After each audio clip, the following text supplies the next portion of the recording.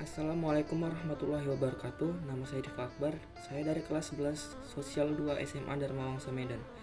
Di sini saya akan berpresentasi mengenai tokoh-tokoh pembaharu Islam pada masa modern.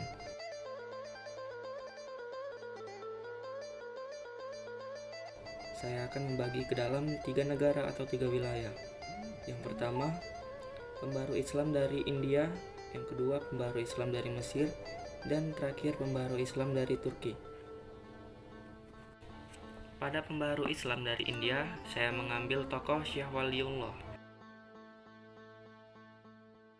Syekh Waliullah dilahirkan di Delhi pada 21 Februari 1703. Ia memperoleh pendidikan dari orang tuanya yang dikenal sufi dan pengelola madrasah, yaitu Syekh Abdurrahim. Setelah dewasa, ia turut menjadi guru di madrasah itu. Kemudian beliau menunaikan ibadah haji dan menimba ilmu pada ulama-ulama di Mekah dan Madinah selama setahun. Kemudian kembali ke Delhi pada tahun 1732 dan meneruskan karir lamanya sebagai guru. Syekh Waliullah juga gemar menulis. Ketika wafat, beliau banyak meninggalkan karya-karya tulis. Karya-karya beliau berjudul Hujjatullah Al-Baligha dan Puyun Al-Haramain. Ketika melihat kemunduran dunia Islam, Syekh Waliullah berpendapat bahwa penyebab kemunduran dunia Islam di antaranya adalah sebagai berikut: terjadinya perubahan sistem pemerintahan Islam dari sistem kekhalifahan menjadi sistem kerajaan. Sistem demokrasi yang melekat dalam kekhalifahan diganti dengan sistem monarki absolut. Ketiga, perpecahan di kalangan umat Islam merupakan akibat dari adanya perbedaan aliran-aliran yang muncul di dalamnya. Tiap-tiap aliran mengakui dirinya yang paling benar. Dan yang terakhir, 4, mencampur adukan ajaran Islam dengan unsur-unsur lainnya, sehingga ajaran Islam yang murni menjadi kurang jelas. Pemikiran dari Syekh Waliullah adalah perlunya penerjemahan Al-Quran ke dalam bahasa asing. Tujuan penerjemahan ini agar masyarakat yang tidak mengerti bahasa Arab dapat memahami maksud dan menerapkannya dalam kehidupan sehari-hari. 2. Pembaharu Islam dari Mesir. Dari Mesir, saya mengambil tokoh Muhammad Ali Pasha. Muhammad Ali Pasha lahir di Kawala, Yunani pada tahun 1765 dan meninggal di Mesir pada tahun 1849. Ia adalah seorang keturunan Turki. Sebagai seorang raja, Muhammad Ali memprioritaskan bidang militer. Ia berpandangan bahwa kekuasaannya hanya dapat dipertahankan dan perbesar dengan kekuatan militer. Untuk menopang kekuatan militer, maka ia membangun kekuatan ekonomi. Ia berpendapat bahwa di balik kekuatan militer pasti ada kekuatan ekonomi di dalamnya. Ilmu-ilmu modern diperlukan sebagaimana telah dikenal oleh orang di Eropa.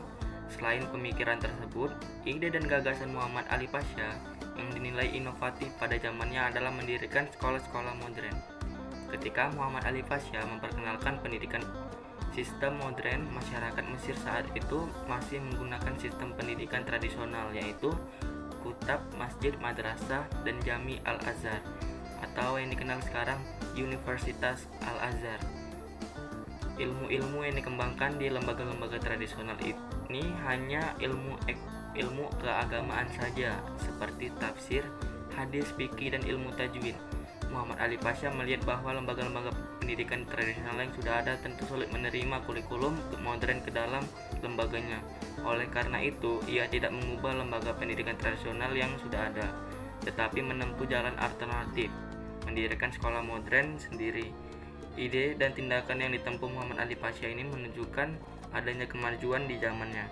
Ia berani berbeda dengan merealisasikan pikiran strategisnya untuk kemajuan Islam. 3. Pembaharu Islam dari Turki. Dari Turki saya mengambil tokoh Sultan Mahmud II. Sultan Mahmud II lahir pada tahun 1785 dan wafat pada tahun 1839. Ia mempunyai latar belakang pendidikan tradisional dalam bidang pengetahuan agama, pengetahuan pemerintahan, sejarah dan sastra Arab, sastra Turki, serta sastra Persia.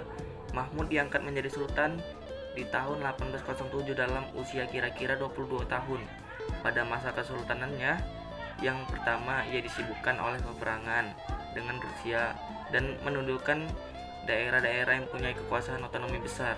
Peperangan dengan Rusia berakhir pada tahun 1812. Ia juga berhasil memperkecil otonomi daerah, kecuali kekuasaan Muhammad Ali Pasha di Mesir dan satu daerah otonomi lain di Eropa. Setelah Sultan Mahmud II berkuasa, maka pusat pemerintahan kerajaan Turki Utsmani bertambah kuat. Ia akhirnya berpendapat bahwa tiba waktunya untuk memulai usaha pembaruan yang telah lama dicita-citakannya. Di antara pemikiran-pemikiran pembaruan Sultan Mahmud II sebagai berikut. 1. Menerapkan sistem demokrasi dalam pemerintahannya.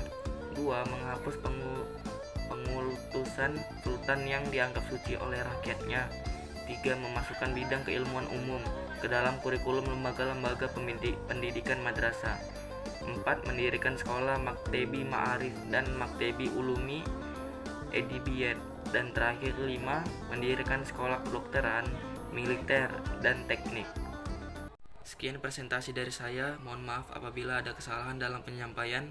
Semoga bermanfaat bagi kita semua. Saya tutup dengan wabillahi taufik wal hidayah. Wassalamualaikum warahmatullahi wabarakatuh.